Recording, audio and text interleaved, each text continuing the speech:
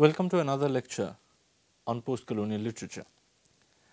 As I said in our previous meeting that today we will start discussing postcolonialism from the Indian perspective. But before we start doing that, let us take up Chinua Achebe's Things Fall Apart for one last time, because I think that novel will help us connect with our discussion today better. Now, usually when students read Things Fall Apart, especially after reading Conrad's Heart of Darkness, like we have done, and after reading Achebe's criticism of Heart of Darkness in his essay Image of Africa, they are left with a slight confusion. And the confusion stems primarily from the fact that what they expect Achebe to do in the novel, especially after their reading of Image of Africa, is they expect Achebe to criticize European colonial oppression in Africa from an African's standpoint. But as we have discussed in our previous lecture, when we read Achebe's novel, what we find is that in Things Fall Apart, there is no simple condemnation of the European colonial authority represented by the figure of the district commissioner, if you remember, who was also the author of the book Pacification of the Primitive Tribes of Lower Niger. Now, instead, or rather on the contrary, what we see Achebe doing in his novel is he is focusing primarily even on the fault lines that were already present within the pre-colonial Umuafian society. And as we have seen, things fall apart in the novel primarily because the central figure, who is Okonkwo, he cannot hold the community together, and he, as a center of that community, fails, falters, and ultimately sort of commits suicide.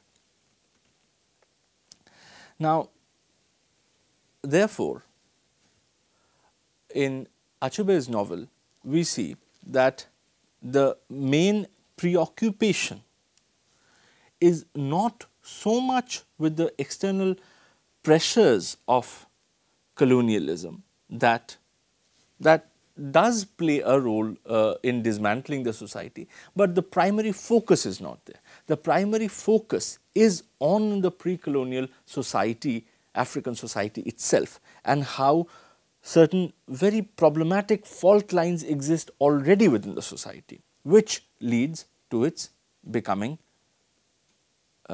which leads to its downfall, ultimate downfall under the pressure of colonialism.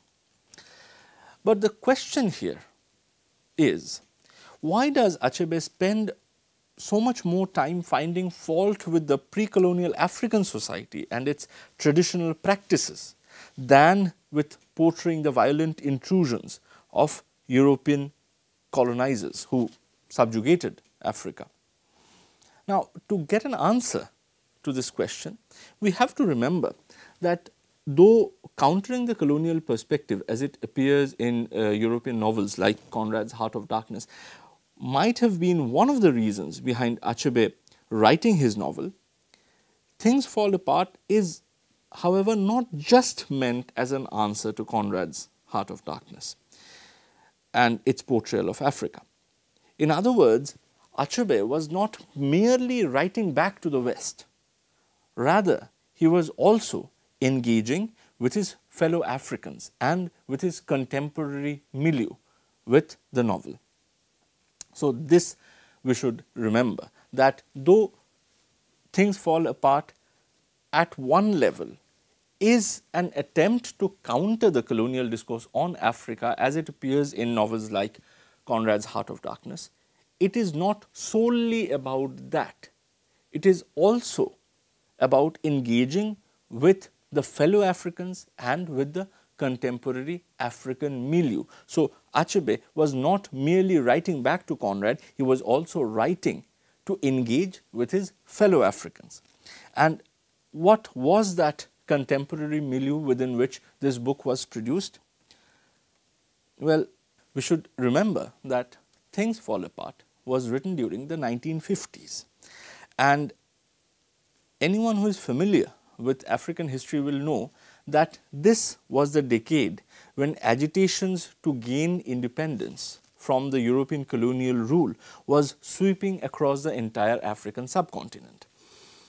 Indeed, the year 1958, the year when Things Fall Apart was published, was also the year when the motion for the Nigerian independence was passed, and it was agreed that Nigeria will become an independent nation state from the 1st of October 1960. So, as you can see, Things Fall Apart was written not at a time when colonial forces were making fresh inroads in Africa. Rather, it was written at a time when the process of decolonization was in progress.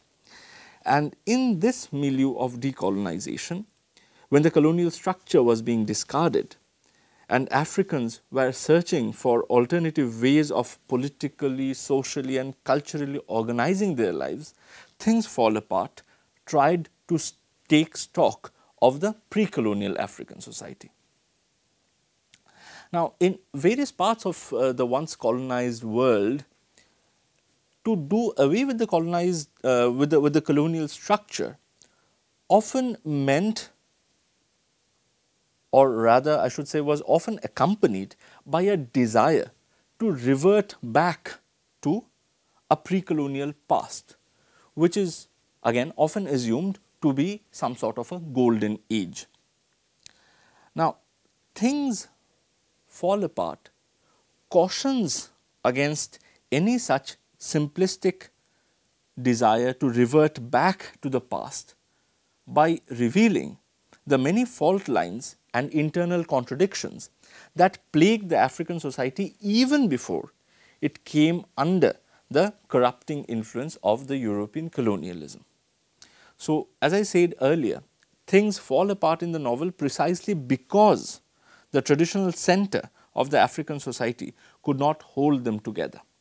And what the novel seems to suggest, therefore, is that there is no easy way of going back to the pre-colonial past without thinking through the crisis that undermined it. And Achebe seems to be pointing out that the crisis was not merely external. There were many things wrong internally also within the pre-colonial society.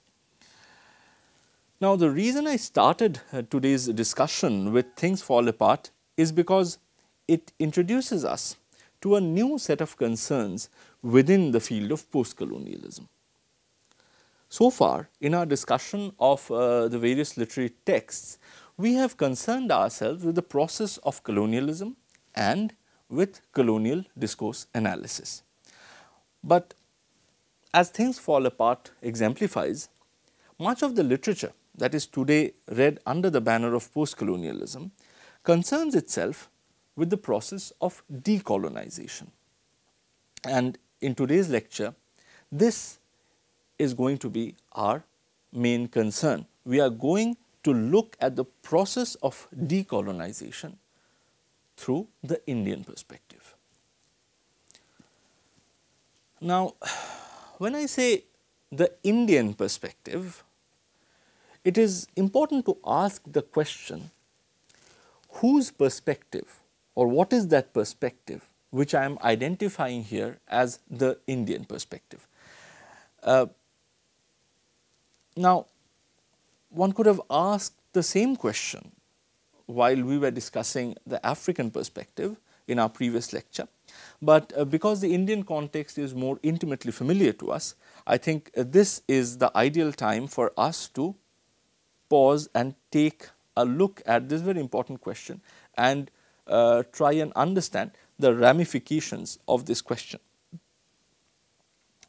Now, I think all of you will agree that qualifiers or adjectives like African or Indian are too vague to mean anything precise, and that is primarily the case because of the immense social, cultural, economic diversities and variations that these qualifiers incorporates within themselves. So, let us try to look at the adjective Indian more closely, and this is important because for the next few lectures we will be using this qualifier very often. So, what does Indian mean? At least what does Indian mean within the context of this series of lecture on postcolonial literature?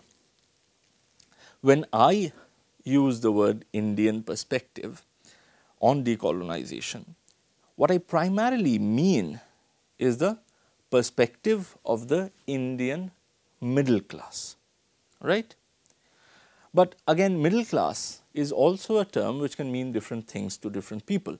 So, let me clarify here that I base my understanding of the term middle class on Sumit Sarkar's historical study titled Modern India 1885 to 1947, and in this book Sarkar defines a middle class, and I have sort of tried to divide that definition into these points, but this is how Sumit Sarkar defines middle class in his book. So, he says that middle class was the new English educated group of people who started emerging as a distinct section of the Indian society during the 19th century. And then commenting on the social roots of this new middle class, Sarkar observes that though this class styled itself after the bourgeoisie who formed the middle class in the West, they were almost entirely dissociated from the entrepreneurial business activities that typically formed the material basis of the bourgeoisie in the West. So, if they were not engaged in business, how can one classify themselves in terms of their occupation? Well, they were engaged in government employments, or you could see the middle class engaged in professions like law, education, journalism, medicine, etc. And their English education made them eminently suitable to take up these government jobs as well as for these professions. Now, here to complete the socio-economic picture, I must also add that this newly emergent middle class also had some form of connections with land, and a part of their income came from the land rent that they collected as petty landowners or small landlords. And well, during the 19th and early 20th century, it was perhaps only in Bombay that one could see some connection between the Indian middle class and business, but we will need to remember that by and large big business in India under the colonial governance was directly controlled by the ruling Europeans. So, a large section of the Indians were not involved in big business under the colonial rule. Now, before I go into the reasons for choosing this particular section of the population to discuss the Indian perspective on decolonization, I need to remind you that they were not the first group of people who came up with the idea of decolonization in India. Indeed, much before the Indian middle class came into the picture, there were other social groups like the tribals, for instance, or the peasants who were regularly agitating against the colonial rule in India.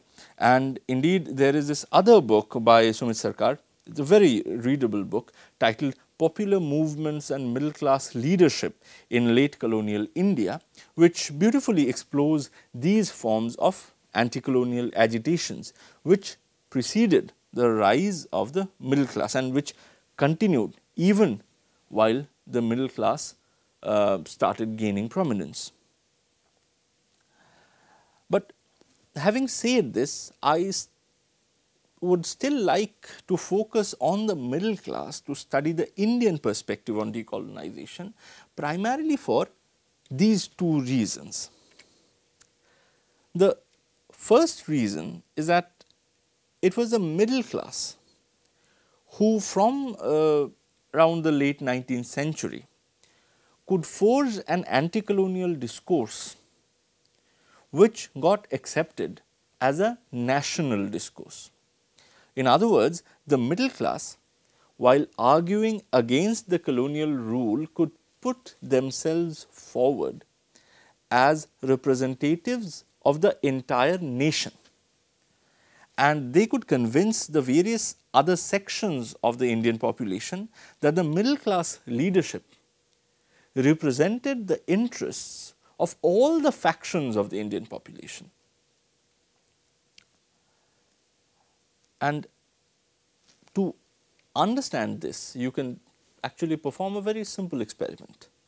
So, just try and think of any major figure who emerged as a leader during the anti-colonial struggle, middle class led anti-colonial struggle that started in India from the early 20th century.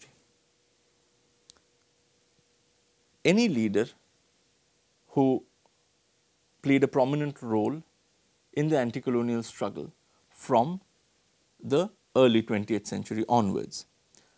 Now, chances are that the figures that you have thought belongs to the middle class. So, for instance, if you have thought of Bal Gangadhar Tilak or Bipin Chandra Pal or C.R. Das or M.K. Gandhi or Jawaharlal Nehru or Subhash Chandra Bose, you would notice that they were all English educated and were involved in one kind of profession or other.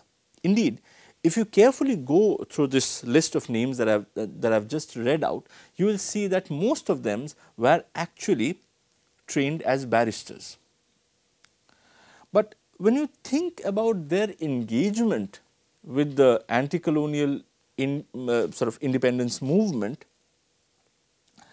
you think of them as national leaders, as leaders who claimed to speak on behalf of the entire nation, the entire Indian population, rather than on behalf of, say, just the barristers or just the English educated middle class. You don't think of them like that, right?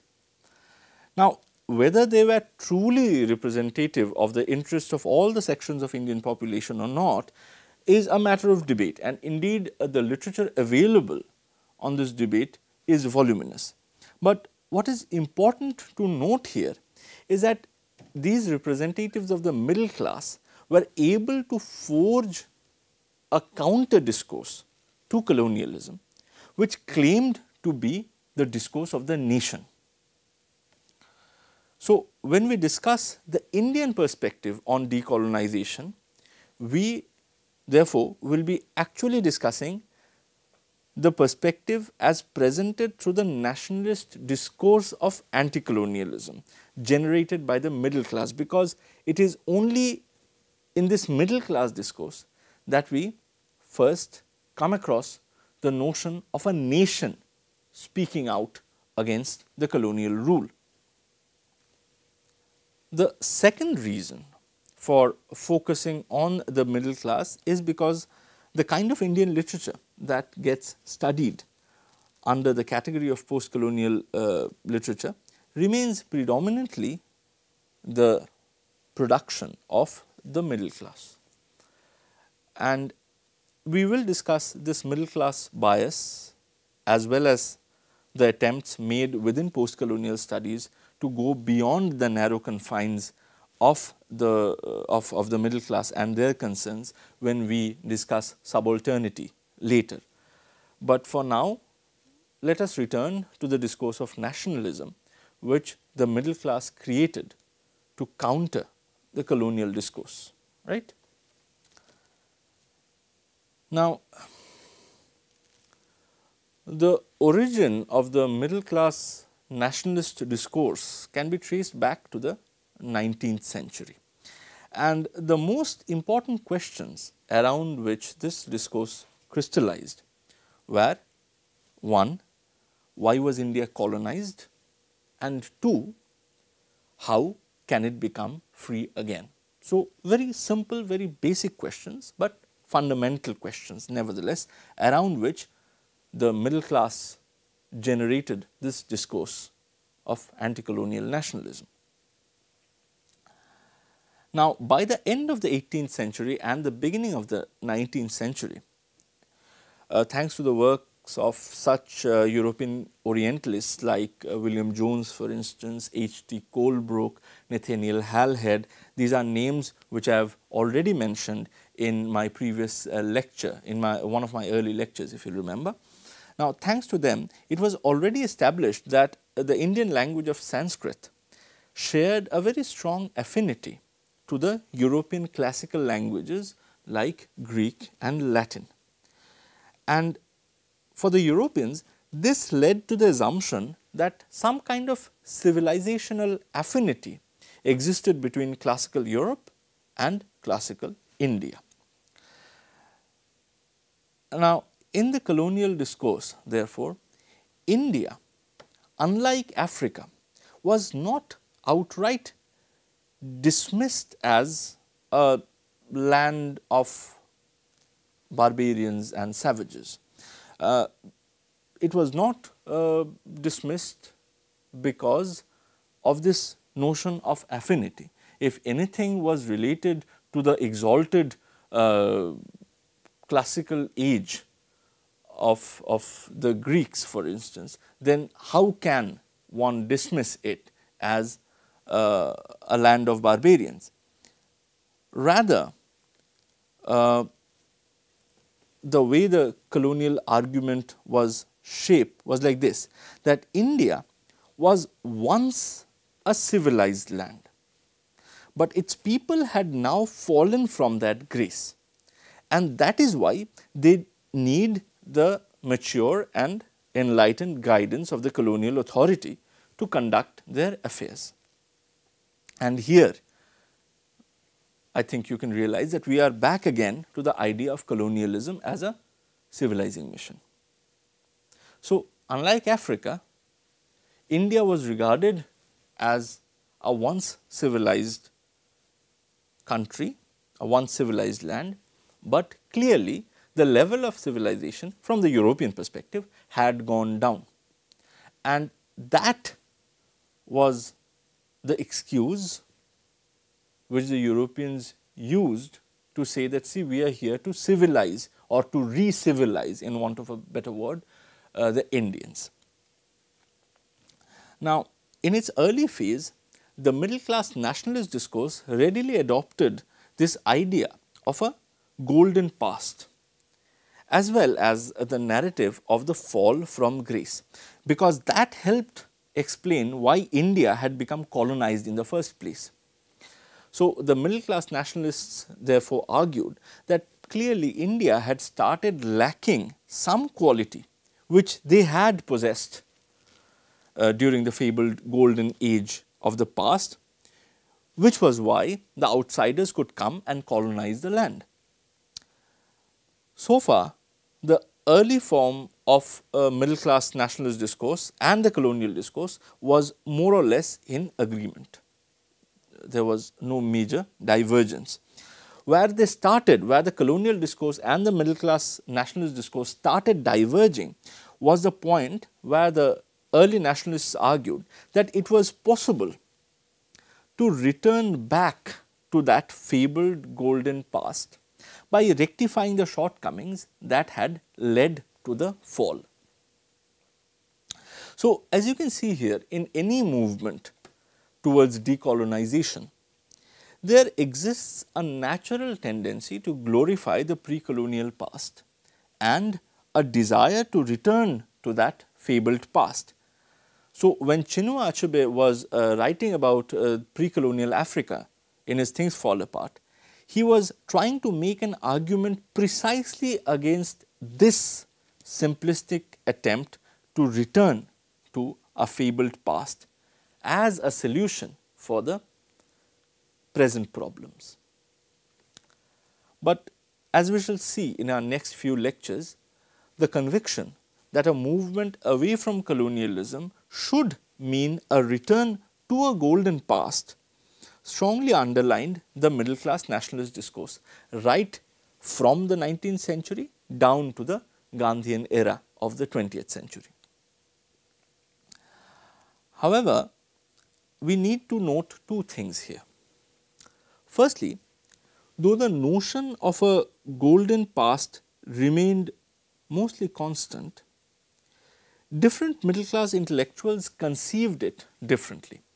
Thus, if we trace the development of the Indian nationalist discourse from the 19th to the 20th century, we will find in it differing opinions about what constitutes the golden age, for instance, about the time when it ended, about the reasons which led to its demise and things like that. So, about the golden age, there exists significant diversity within the nationalist discourse. The second thing that we should note is that if we study the nationalist discourse, we can find in it diverging opinions about how Indians should recover themselves from the degenerate state that they are apparently in the present, and how they should regain the golden age. Now, we will explore these differences more closely when we deal with individual literary texts, but for now we should keep in mind the basic cyclical pattern. And here you can see that the pattern starts with the golden past, and then it proceeds to the fall, and then it loops back to the past through a future possibility of recovering the golden age. And this pattern remained more or less constant throughout the development of the nationalist discourse. So, in our next lecture, we will analyze this cyclical pattern more closely with reference to specific literary texts. Thank you.